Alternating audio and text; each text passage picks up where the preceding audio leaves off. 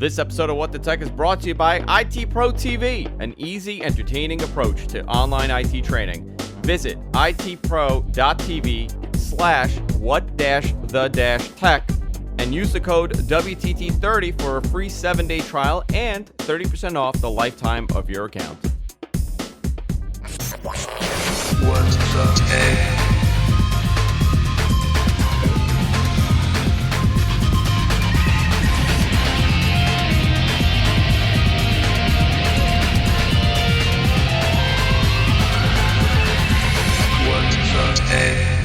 Hey everybody, welcome to What the Tech. I'm Andrew Zarin. Of course, I'm joined by the one, the only, Mr. Paul Thurrott. How you doing, Paul? Pretty good. Still waiting for that day where we don't get pretty good. Still waiting. I'm actually less than pretty good today, but I'm just gonna go with it. Yeah, I was at Rattle and Hum yesterday. I got a lot of people that came up to me. Mary Jo Foley, I don't know if you know this, but she goes there a lot. Yes, I've heard that. Yeah, Mary Jo goes there a lot, and I get for people who don't know, Rattle and Hum is a bar. It's not a dive, but it kind of is a dive, right? In New York, by Penn Station. It's better than a dive. But I see what you're saying. I see what you're saying. You know, it's a bar. It's really cool. It's an awesome place. So I was there the other day, and Mary Jo Foley is like a A-list celebrity in that place. Everybody knows her. They know what she does. She's the norm. She's the norm of that place, and I get the fallout of Mary Jo celebrityhood, and I get Andrew Zarin, and then they ask me, what do I do exactly with Mary Jo? Because they know that we work together in some way. Right. And I go, I do some video stuff. So now I lied the entire day, and I told people, I got so tired of telling people that I do like this podcast thing, and they're like, what's a podcast? I just told people I'm on XM. So if anybody asks you, Paul, we're on XM 283 Extreme Talk. Close. Yeah, that's what we're on right now. But people were asking about you. I had someone come up and say, tell Paul I love him. I love the website. I own his books. So you got a lot of positive praise. Wow. Very different than what you get online. Yeah. Just a non-stop shit show of stupidity online. But yeah, that's good. I'm glad there's some good people out there. Yeah, a lot of good people. I just wanted to give a little shout out to them. Guys, we do have a lot to talk about today. But before we do, let's take a moment and welcome our new sponsor. And this is something that you guys are going to be so excited about. And I absolutely love these guys. And it's IT Pro TV. I'm sure if you're in the IT world and you're trying to learn or expand your education, you don't have to go back to school. Go to IT Pro TV.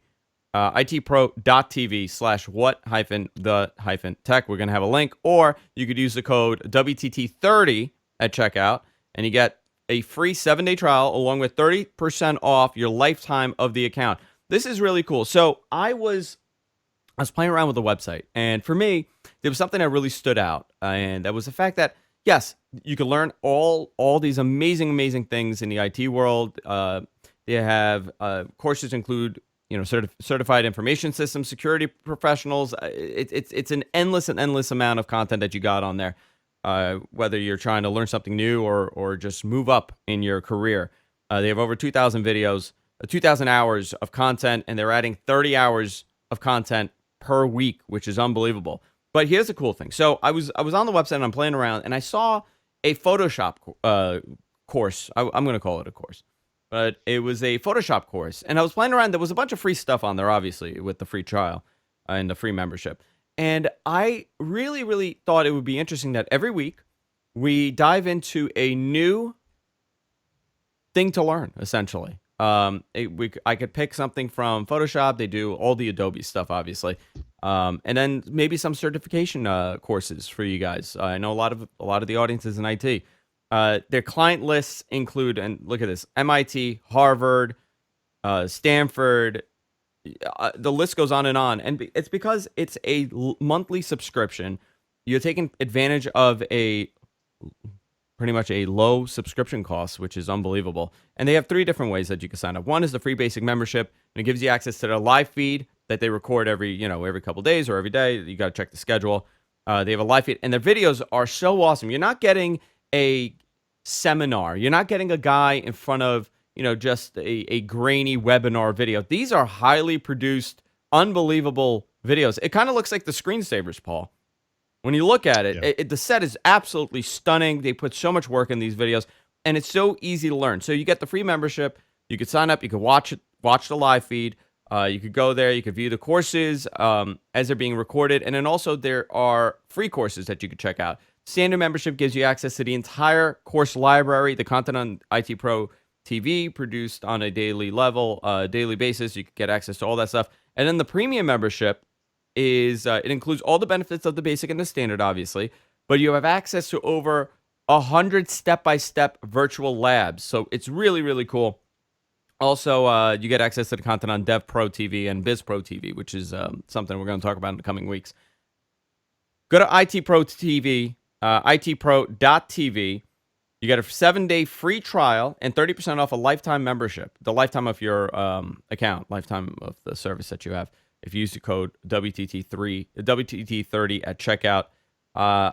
So every week we're going to take a little segment, and rather than me talking about this every single week and doing the same exact copy, as they call it in the business, I want to make this interesting, and I want to make this incorporated in what we're doing. And I think for a lot of people, it would be very interesting. And here's the other cool thing. You could watch all of this on demand worldwide via your Chromecast, Roku, Fire TV, and Apple TV now. You could get it on the Apple TV. It's unbelievable. IT Pro TV, itpro.tv. Go there, check it out. Use the code WTT30 at checkout. Get a free 7-day trial and a 30% off the lifetime of your account. I want to thank these guys because we're going to do some really cool stuff with them. Paul, maybe we can learn something. You want to learn something with me? I can learn a lot. There's a lot to learn. Yeah, I spend a lot of time learning things, but they usually tend to be developer topics. Yeah. Well, they have a lot of stuff. You know what? Let's go down the list, and maybe in the week, and then we can find something for you, and then for me, and then we can try to learn it. They'll give us. We'll sign up. We'll get an account with them. Cool. So, you posted a very interesting post.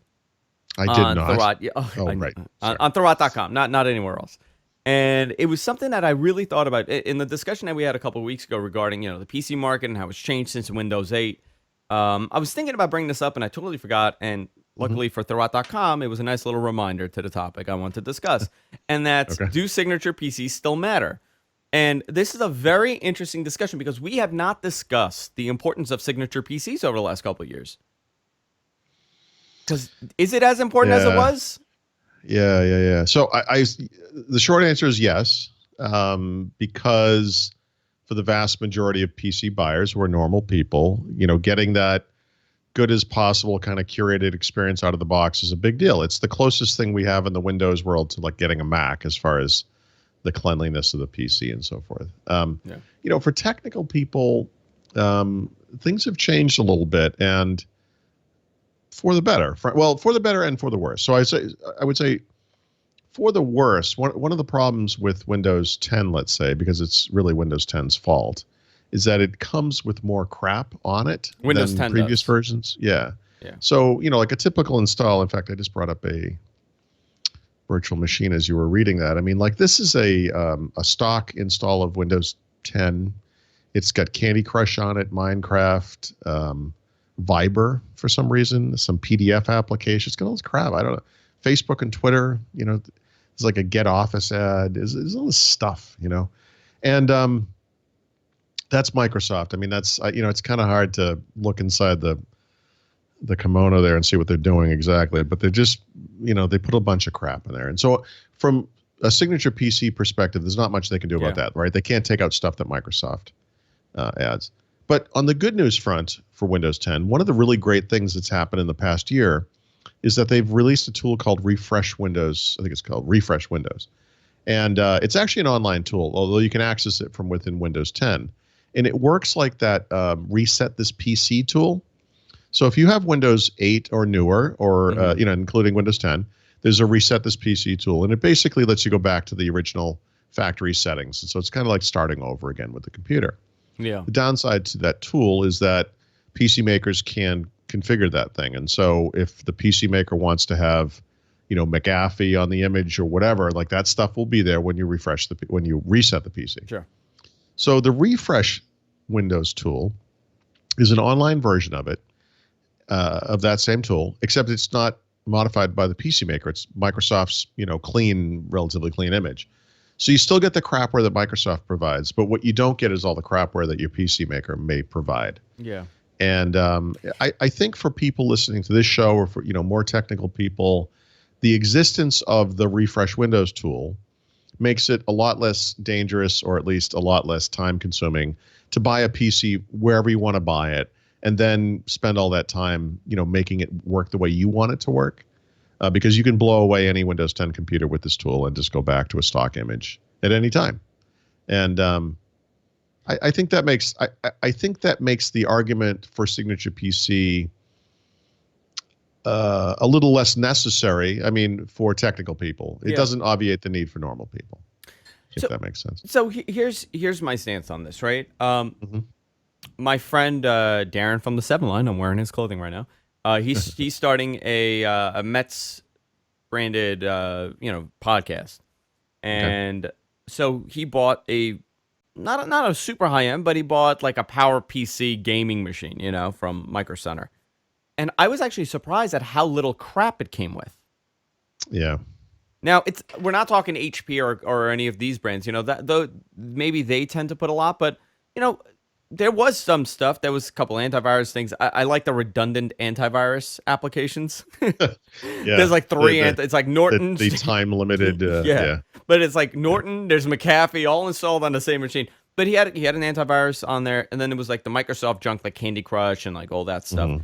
But I was actually surprised at how little bloatware it had. Yeah. Oh, it's funny. Is it just not working the way that it used to in the 90s? I mean, now... No, they're still doing it, right? So, for example, you still see McAfee virtually everywhere, right? And there's a reason for that. Like, that has worked out to be a good business for these companies, and that kind of sucks. It's too bad. It's like they can't stop going down to that well over and over again. Like, they just can't stop. I mean, I think PCs are a really low margin business, and they're trying to eke out a profit wherever they can. It's too bad. This has really gone up and down, and like, to use HP as an obvious example, because I am probably more familiar with HP's computers than I am with, say, okay, so that's a good example. So any other PC the maker. 360, right? What is it? The Spectre's 360, which is a phenomenal laptop. How much bloatware did that come with? A lot. Actually, okay. And that is bucking the trends that I have seen over the past year or two. In fact, the computer I'm now using here at the desk, which is also an HP, it's an all-in-one with a curved screen, came with basically that same loadout of stuff, and it's not like the old days, right? There's not a lot of redundant baloney, like, here's another way to manage photos, here's another way to edit videos or whatever it might be, but there's a lot of stuff on here, and at some point you have to wonder whether it's necessary, and for PDF whether readers. Yeah, right. And so I'm just going to look through the list here, because if I go just to I already removed a bunch of this stuff, but if you just go to like the H's where it says HP, right? There's an HP audio switch application, an HP display control, an HP ePrint thing, which I don't need. I don't have HP print or whatever. HP Jumpstart, HP Orbit, which is an app for integrating with mobile phones. HP Smart Friend, I have no idea what that is. HP Documentation, HP Recovery Manager, HP Recovery Media Creation, HP Support Assistant. Now, and then there's some apps they install, like House, which is like a mobile app for the housing industry, like for finding a house or something. Like, there's games, like a Mahjong game. It's like, there is, I don't know what else to call this. There's a lot of crap on here. So the problem I have with this, aside from the obvious, right, is that some of this stuff is necessary, right? And so like HP, for example, like most PC makers, provides an application. In this case, it's called the HP Support Assistant, which allows you to download, I almost said firmware updates, but like driver updates directly from HP. Those are important because they're specific to your computer, and you want that stuff, Every major PC maker basically does this. And so, for example, if you use the refresh Windows tool to blow away this computer, the one thing you'd want to go find at hp.com would be this app. So you could then download all the drivers that were specific to this computer, right? That would be the kind of basics of what you'd want to do. But it's lost in the sea of crap, or I should say, sea of presumed crap, right? Because there's some crap is crap. Like, I don't need a Mahjong game. I don't need the stupid House app or whatever. I certainly don't need or want McAfee antivirus, which was also on here. But that other stuff, some of that is potentially useful or even necessary. And, unfortunately, it's really hard to figure that out until you run it. It's like, it's like when your phone rings and it's a local number, but it doesn't have a name attached to it. And you're like, who is this? You're like, why oh, are boy. you there? You're like, I better answer it. It might be someone I know. And then you answer it. And it's like, hello, Mr. Thurrott. We're calling from, here we go. And it's just some stupid spam call, like you never know what you're going to get. Michael in our chat room says he'd gladly take an install of Jetpack Joyride over McAfee any day. Yeah. I think that's most of us. So I'm looking at this. Acer apparently is notorious for a lot of this because they do have a lot of, $300, $400, $500 machines on the market, and they are packed with just nonsense. Yep. And PC Mag had I read it a while ago. They had this post about how to remove, I think it was like 2 weeks ago I read it. Well, like what are the steps to take when you buy a machine like this to remove everything? Like they bought this machine at Walmart and they did it. So they go through like use Malwarebytes and Slim Computer to test whatever potentially is malware or whatever. And he goes, listen, by the way, guys, don't do it this way. Do a fresh install. Yeah, just start over. Just start over. Use the refresh tool and just blow it away and just start over because you don't really need it. If you just bought the computer, you have nothing on there. Right.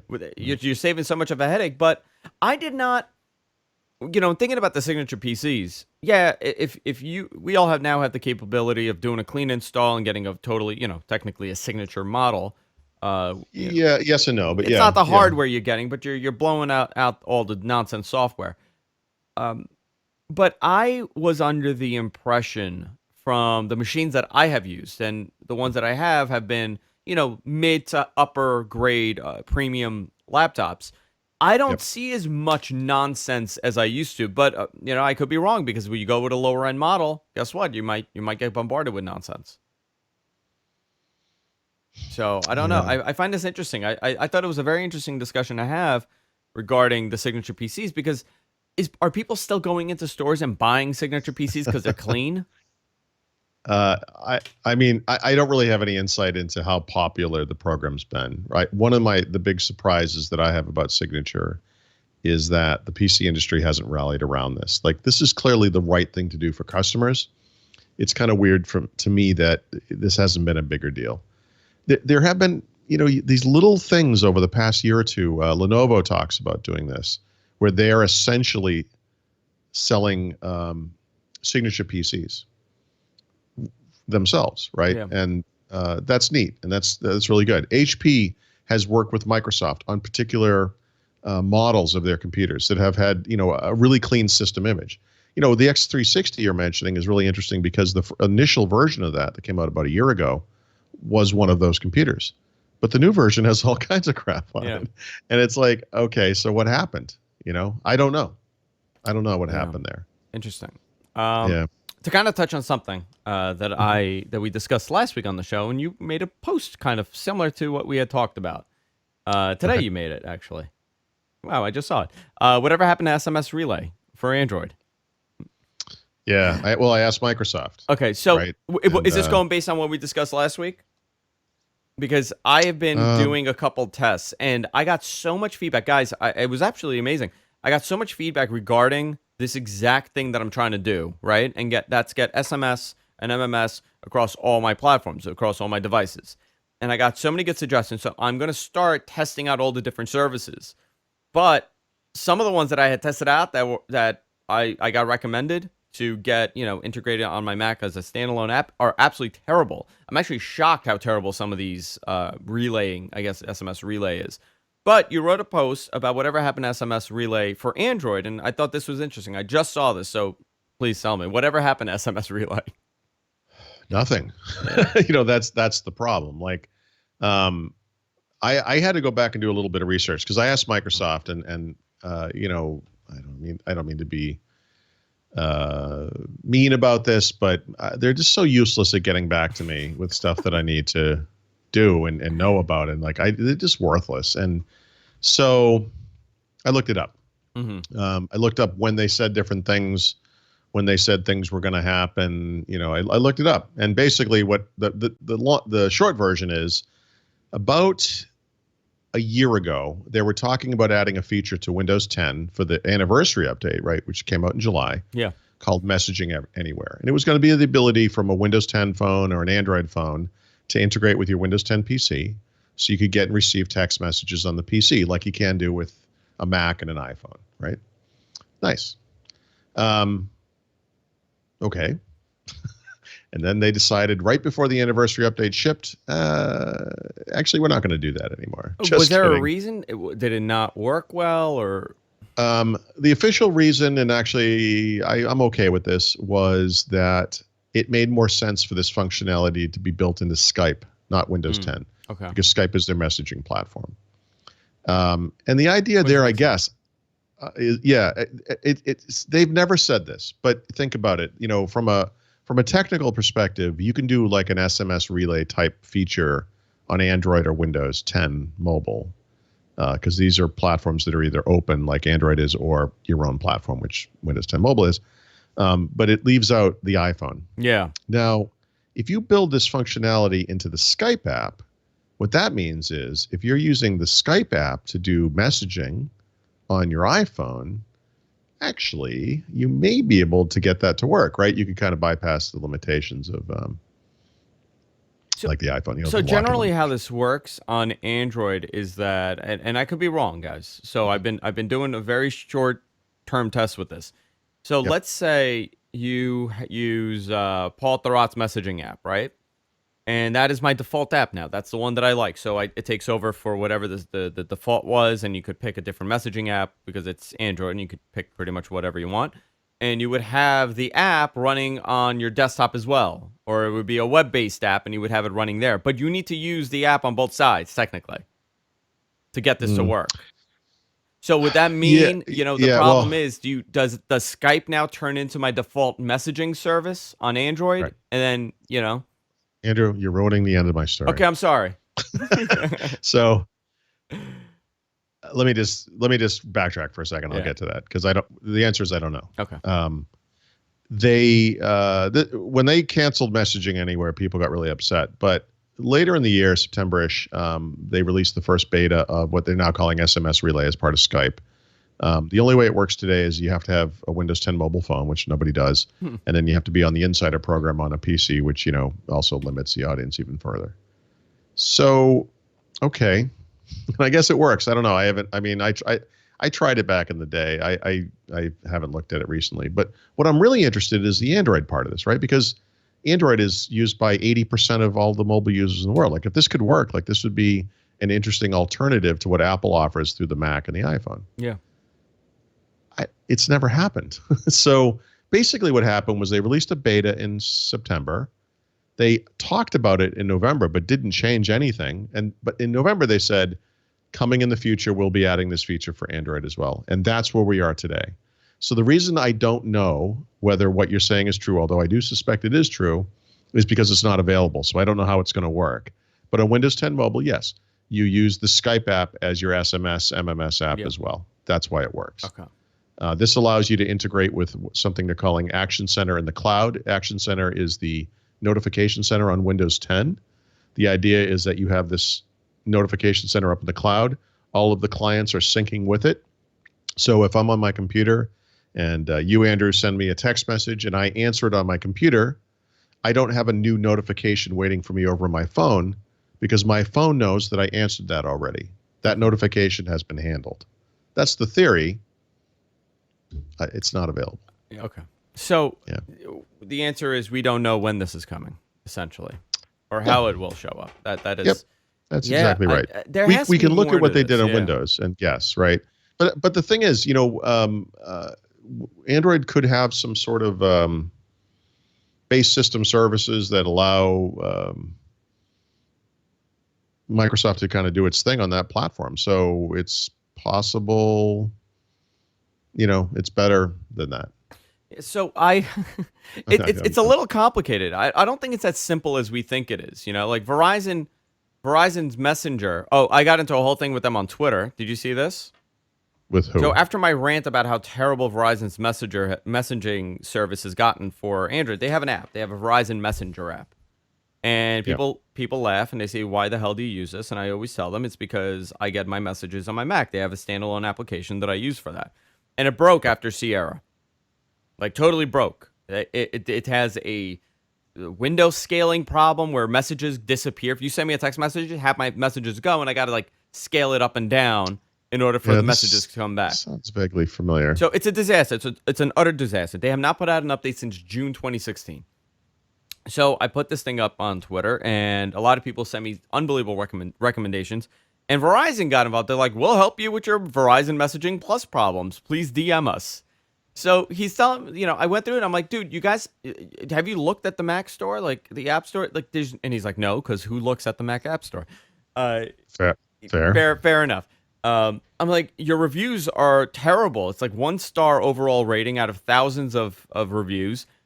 People have been complaining about this for months now that it doesn't work, and you guys haven't updated." And he said, "I escalated this to a higher level. They were not aware of the problem. Not aware."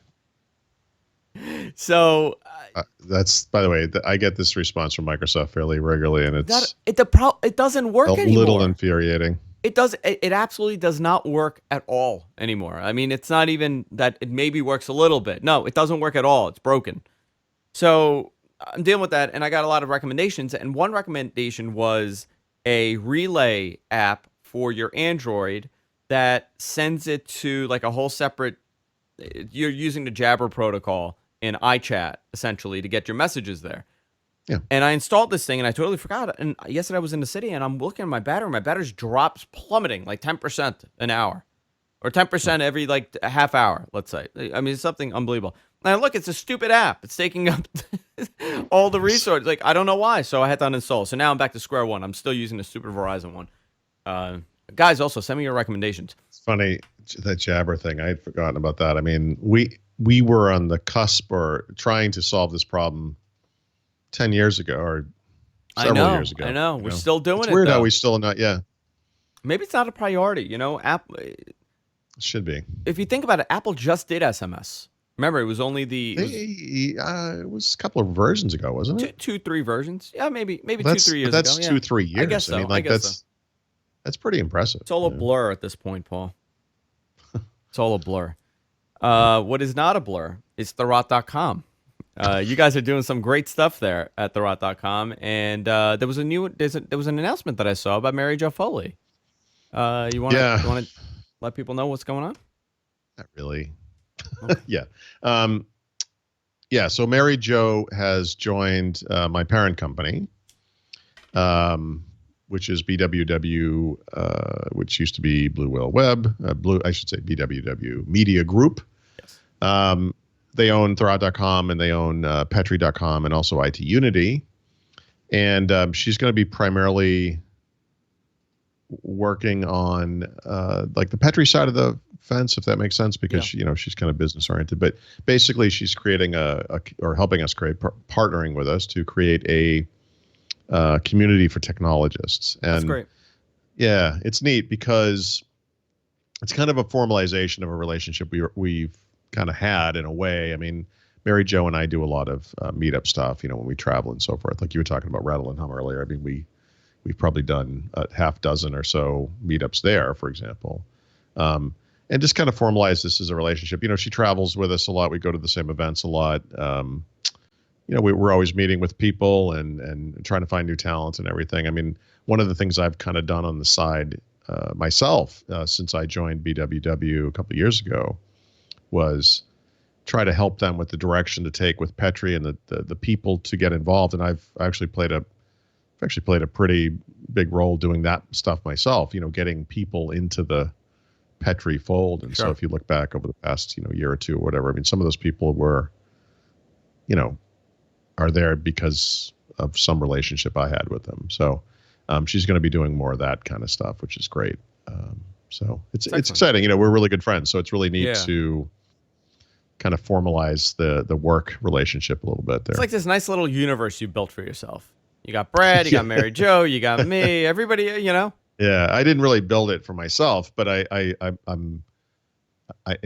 can't take. I mean, George. I think George, obviously, but it's a great team over there. Yeah, everybody's unbelievable. Yeah. I mean, George is the guy really who was making this all happen. So We all love you, George. And Mary Jo, congratulations. I just want to talk about that. yeah. Also, guys, No, it's great. go to Thurrott.com, sign up for a premium membership, access to great articles and blogs. I believe the one that we just discussed today was a premium article. And now Which one? I think the one that we just discussed, was that a premium one, the signature series post that you made? No, I don't think It so. was not a premium article. Okay. Well, I lied then to you. It was not a premium article, Liar. but there's a What's lot of wrong with unbelievable you? premium articles. And you and Brad do a daily podcast on there. There's First Ring Daily. You post it every single day. It's unbelievable. Couple more things I want to talk to you, Paul. One, have you been following? I'm very much interested in the Samsung S8. I've been telling myself I'm going to go to an iPhone for a while. And every time I say that to myself, I get sucked back down this Android rabbit hole. And I'm very interested in what they're doing this year. And I think this is kind of the makeup for the Note disaster that they had. I don't know if you guys remember that. These things were blowing up. I don't know if you remember this. I don't know if you remember this entire, one of the biggest tech recalls I've seen in modern history. So they're going to put out the S8, obviously, the S8, S8 Edge. And then there's going to be the S8 Plus. Right. Which will be a 6.2-inch screen. That's an interesting thing. I believe they're still doing a Note, right? So in other words, even though this is a large screen. That's the last thing I heard. Yeah, that's the last thing I heard. So I think when you look at the S lineup versus the Note lineup, there are kind of differences there. One of the key ones being the pen, right? So the Galaxy Note 8 or whatever they're calling that will still have that pen. And I suspect that the 6-inch S8 will not. Okay. I was thinking that would probably be, and then probably some software tweaks, right? I don't know. I mean, the notion of a 6-inch phone is interesting. Is that getting too big? And I'd like to get feedback from the audience. We got 100 and something people in the chat room. I like the one that I have here, right? I believe this is 5.5, 5.6, something like that. The S7 Edge. I can't even tell you how big it is. Well, it's a perfect size. It doesn't feel big, but it's a lot of screen. This one is going to be even more screen. I don't know where the sweet spot is. I think 5.5 inches kind of there. Like the 5.5 ones are. I prefer a little bigger than that. You do, and I will say, it was off-putting to me at the time, but the Lumia 1520 was a 6-inch device. Yeah, I want to say that the the Nexus 6, the first one, I think that was a 6-inch device. The 6P was a little smaller, probably 5.7, something like that. So, I mean, we've had these size devices before. I think it's a good option. I mean, especially for someone who wants that one device. If you were going to have an iPad mini and an iPhone, there's the one device that kind of does it, that does both, right? Yeah, I'm very much interested in the 6.2 one because I'm curious on how it's going to look as far as the design goes. I know it's going to be less bezel, but fascinatingly enough, there's so many rumors about the iPhone, but and I'm not going to speculate on how big the display is because I have no idea what's real and what's fake. But going based on what they have currently, it is a little weird, right? That the 4.7 inch is a little too small and their 5.5 one is a little too big for that phone. I feel like that it's a lot of phone because the display, there's so much bezel around that thing. Yeah. I don't think they got it right. I think Samsung has done a better job. Like, here's an S6, right? This is the S6. This is a good size phone. Right. It feels comfortable. This one, it's fine too. I don't think I'll get the Edge this time. But interestingly enough, the specs look great. Snapdragon 835 processor, 4 gigs of RAM. We got a possible sale date of April 21st.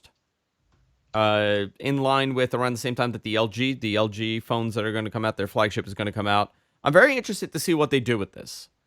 I am too. Yeah, I'm actually very interested in this because this is going to kind of set the tone for it. But if you look at the other specs, same 12. I don't know how much of an improvement, but it's still a 12 megapixel front rear facing camera. It's an 8 megapixel front facing camera. They haven't really boosted much as far as the specs go. For the camera and things like that, but it's still quite an impressive phone. It's not a major leap over the previous one, but it's still a very impressive phone. I'm curious to see what Apple's answer to this is going to be, because I think now with the iPhone 8, they have to knock it out of the park, right? This is going to be the one. They don't tend to do that though, do they? So, I mean, what is it? How many years have we had I hear this? you. I'd like to see it myself, but I guess we'll see. I don't expect Apple to come out with like a 6-inch iPhone or anything like that. I mean, there's been talk about different size screens, and maybe 3 this time instead of 2 or whatever. But Apple has so many areas where they need to improve that it will be big news if they just adopt things that other people have been doing for quite some time, like wireless charging technology or edge-to-edge screens or curved screens, facial recognition for login, that kind of stuff. So I suspect in that sense it will be a big deal. It hopefully won't look exactly like the iPhone 6, 6XS, 6S, and 7. Hopefully it will be, kind of a semi-unique new form factor, whatever. But I think that's what passes for big news over in Apple land, isn't it? I mean, I don't know what passes for big news for them at this point. The MacBook was terrible. I mean, they got a lot of crap for the MacBook. Yep. The iPads have gotten stale, right? They really haven't done much with the iPads, and the iPhone has been the same design for how many generations? How many versions? 3 versions now. 6, 6S, and then the 7. Yeah, 3 versions. So they've kind of slowed down as far as this, but they really have to get competitive with the overall design of this phone, because LG and Samsung and all these manufacturers are doing something different, and Apple is stuck to the same road. Yeah. Not to say it's not selling. I mean, obviously they're selling millions and millions and millions of these things, and I mean they're doing something right. They clearly are selling a lot of these things, but yeah. I mean, we'll see. We're going to be awash in iPhone rumors all year long. There's no doubt about it. Yeah, I feel like it's going to heat up a little bit more. The closer we get, it's going to get more and more. Because think about it, the biggest thing for them was, what is this new MacBook going to be? That was the big rumor for them, and now we got now we have the new MacBook. They, it's strange. I feel like Apple has experienced or has had more leaks over the past couple of years than was the case, before that. It seems like something has really opened up there, and I can't imagine it's purposeful. I mean, a big part of their mystique has been, hiding what they're doing from the public, and it seems like lately, like we've kind of heard everything in advance. Where do you think that problem is? Is it in the manufacturing? Is it in the partners? Yeah, I mean, in the past, it often has been, right? It would always be like a person working on an assembly line would, take a picture of a device or something. But we're hearing about it way earlier than that, right? I mean, it's possible that some of the rumors we're hearing now about the iPhone 8 aren't accurate, but in many cases, that will be because the plans simply changed over time. Like they're clearly investigating lots of different things, and we're finding out about it, I think, just kind of earlier than ever. I mean, the big story right now with this is that it's going to have an OLED display, right? Yeah, that's the big story, and I can't think of anybody else that's done an OLED display. Really? Who's done one? You tell me. An OLED display? Yeah. Everybody. What no. In a phone. Everybody. Windows phones have had OLED phones. I think. Have they been OLED? Yeah.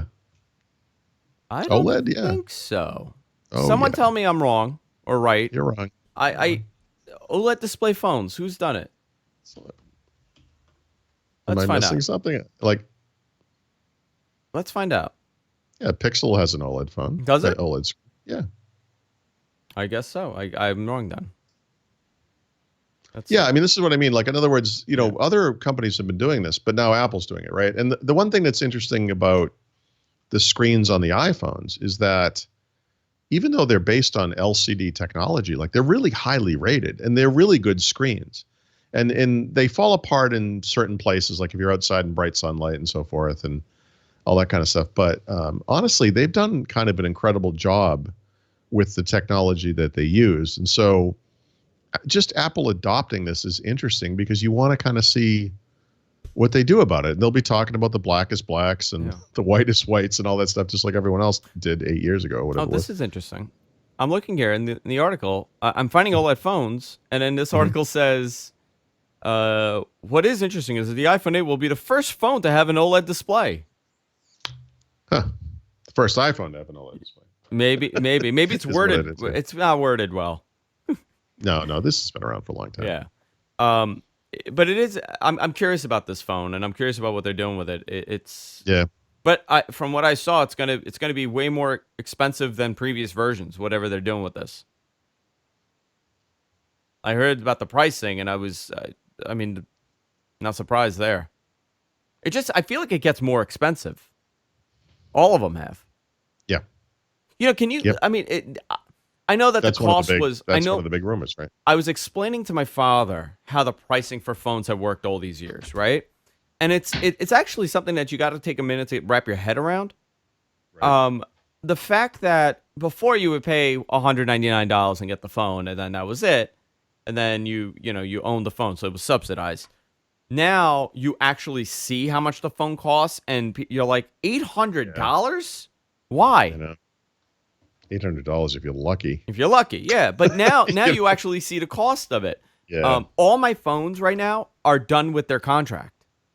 So I'm saving $60 a month on my bill on Right, 3 phones.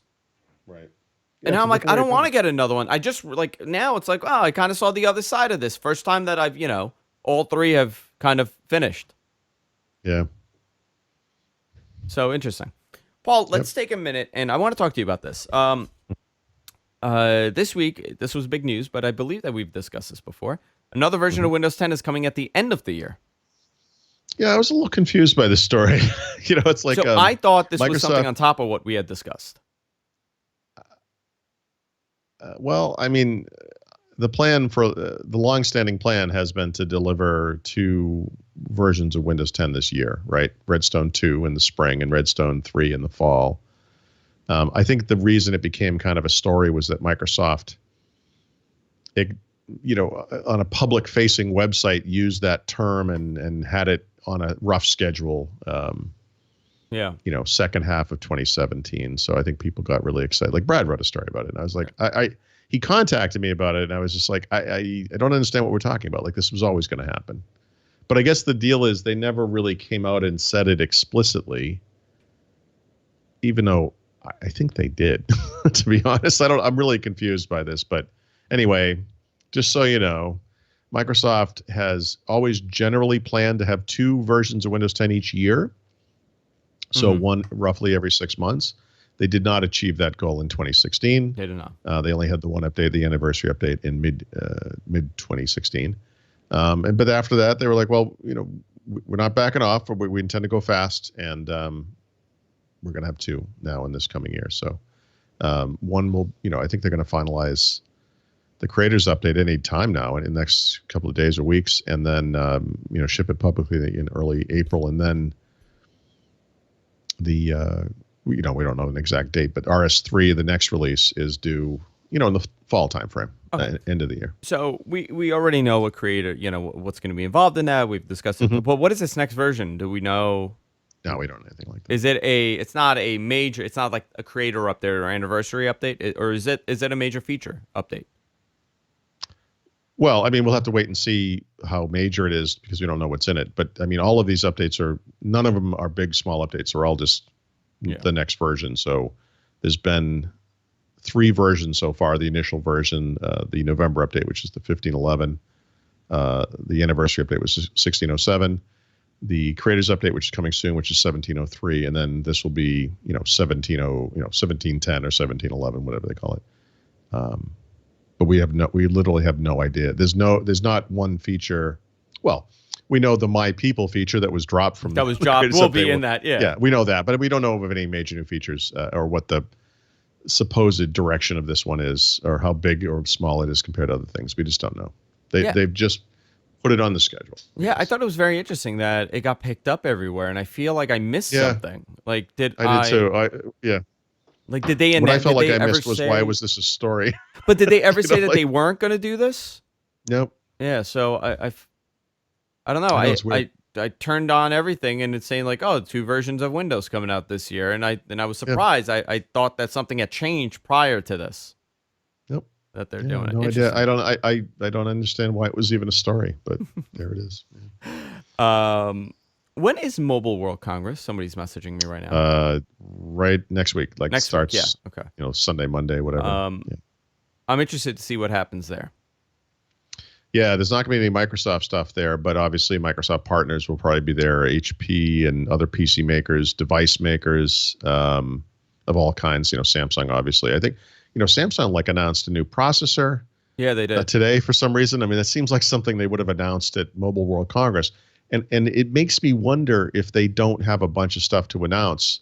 So much so that they were like, let's just get the processor thing out of the way. We can talk about actual products at the show. So I think we'll for see. them, it's going to be it's going to be the Samsung release, right? That's a 26, the Samsung announcement for the S8. Yeah, and they'll probably the have, 26th a new tab, is Sunday. Yeah. new tablet, new a couple things like that. There is one interesting one that there's the Tab Pro S, which is going to be a KB Lake i5 processor tablet. Okay. I'm curious to see what the story with that is, but I don't know. Beyond that, I mean, it's mostly going to be LG's big announcement for their next flagship, the G6, and it's probably going to be Samsung and a bunch of other like Huawei phones that we probably won't get. Yeah. They've had a hard time penetrating the market as far as pushing in big time, right? Yeah. Not just them, but all the Chinese phone makers. Same. Yeah. Why is that? Why do you think they've had such a difficult time? I'm actually surprised by this. So I believe it's regulatory in nature. In order to sell a product in the United States market, you need to have the intellectual property protection on whatever patented technologies are in those products, and those companies don't have that. So here in the United States and in Europe, companies cross-license patents and so forth. These guys have not ever engaged in that, and so that's been like the big effort. I mean, they probably have by now, actually, but that's what they've been working on over the past couple of years. Yeah, so it's going to happen. We're gonna see those guys, Huawei and Xiaomi and whoever else. I mean, that's definitely all happening. I just got a message from one of our viewers, and he said, "Ask Paul, since he loves to talk about how Sony has become a doomed company." I guess with the consumer products, right? With the TVs, they don't sell TVs, and why have they had such a difficult time in the phone market? Right. I mean, Sony used to be like the mark of quality. Remember, you'd get like what was their premium brand in the TV Bravia? business? Bravia. Yeah. I mean, that was the Bravia, and there was everything else. I mean, I think they got killed by the low end TVs like Vizio and so forth, because you can get really high quality televisions for next to nothing from anybody these days. But as far as personal electronics in general, and it's weird to me that the PlayStation 4 bucked this trend, because frankly, I don't know why anyone would trust Sony, given how terrible they are. But you can go back to their early days in the MP3 market. They used to have these really cool looking MP3 players. They had one that looked like a pen, remember? And they had little little candy bar looking things. And this is a company that like owns content too, right? So they used to have their crazy kind of DRM on there, because they wanted to make sure no one was using these devices to pirate like Sony music artists and stuff. They just kind of screwed the pooch. And so obviously in consumer electronics, their kind of core music market, Apple ran away with that. And then in the TV market, basically the whole market ran away with it.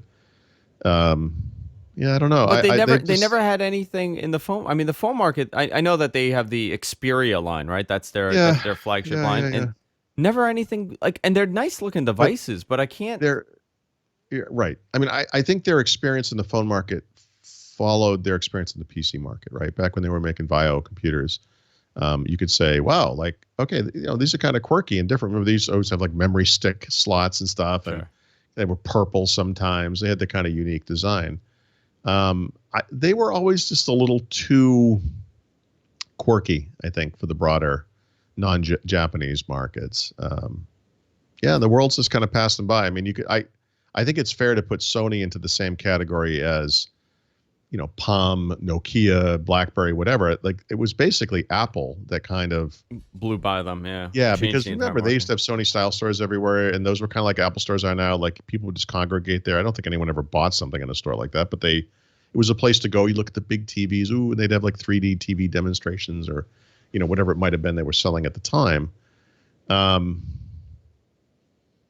The world's just kind of passed them by. Like, I used to own a lot of Sony equipment, everything from like various Walkmans, like the yellow waterproof Walkmans they used to have. I had many Sony stereo components, like CD players, CD changers, DVD players, actual AV receivers and so forth, and amplifiers, tape decks, dual tape decks, and I've owned lots and lots of Sony equipment, but most of that stuff is like 25 years ago ish, maybe a little bit less in some cases, 20 years ago, on the outside. They're just, that's what happened. To me, they're kind of like Kodak or Polaroid or this old name that it's an old always brand. Be around. Yeah, it'll always be around. I can't ever see them, but they're not important anymore. The PlayStation thing is a weird exception, and that business is going so gangbusters. In some ways, it's probably the only thing that they do electronics that makes any money at all, and it's probably keeping the whole thing afloat. Like, it's probably a pretty huge business. Yeah, I think it's a very interesting thing because I'm seeing some stuff that they're going to announce at next week in Barcelona, and I do not care at all. And it's so sad because there was such a major name, and they put out, I mean, listen, they put out the PlayStation, they put out great TVs, they put out great consumer electronics for many years, and the 90s were their, probably late 90s is when they kind of fell apart, and they never ever recovered from it. Their last big stand was probably DVD players. Could be, yeah. I think. And, they had stumbles along the way. I mean, infamously back in the late 70s, early 80s, they were the guys doing Betamax instead of VHS, obviously. But, they tried different audio formats like MIDI disc, remember? Well, they made up for it with Blu-ray. Oh, Blu-ray. Okay. Blu-ray. Yeah, okay. Microsoft, on the other hand. Yeah. Microsoft backed HD DVD, remember, instead of DVD, I think. No. Instead of Blu-ray. Blu-ray. Instead of Blu-ray. Yeah. So it's a very interesting discussion. I would love to do a whole, like, what the hell happened to Sony thing one day. We should do that. Let's call it What the Hell Happened to... Sony? Yep. Very interesting. I mean, even the tablets and stuff, they had some interesting stuff. It just never, they priced themselves. Those Vio laptops in the early 2000s, man, they were beautiful laptops, but they priced themselves out of consideration for many people. But Apple did too, and that's worked. And I think Apple's cool. Come on. Right? No, but you know what? Apple is interesting to Westerners, I guess, for lack of a better term.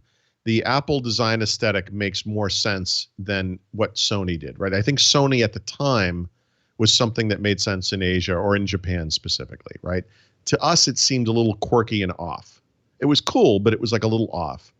The interesting thing about Apple is that stuff works everywhere, right? So it's not like the people in Japan are like, oh, we hate Apple stuff. It's kind of weird. It's off. Like, they have completely fallen for that as well. And so I think Sony in particular, not just Sony, this probably impacts other companies too. I think the weirdness of these devices, because we used to have things like Fujitsu made like tablet PCs. Yeah. There were all these Japanese companies that, Toshiba, I guess, falls into this category. They were always a little off, just from a design aesthetic. I don't know. So I just think their stuff didn't translate. And when something universal like Apple stuff happened, that was the end of it. They also remember they banked on that mini disc for a while. Yeah, that was there. That's when the MP3 was coming out. They were banking on the mini disc. There's a nice article. I got to read this. It's an Australian website. Why Apple succeeded where Sony failed. I got to read this. I don't know if it's any good, but yeah, I'll read this article. I bet these things are directly related. Yeah. DRM, it's everything you said. DRM, many different ecosystems, which is right. Right.